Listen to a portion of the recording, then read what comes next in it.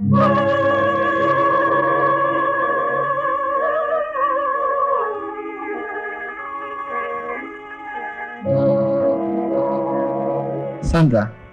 sana kung mag-aasawa ka dito ka napakasal. Nang kahit pa paano makapaglingkod ako sa inyo. Hindi ko makakalimutan yan, Padre. Ako'y umiibig, Padre. Ang umibig hindi kasalanan.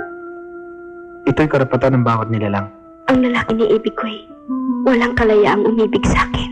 Ang lalaking iniibig ko ay ikaw. Padre, tulungan mo ako mapaglabanan ng tuksong ito.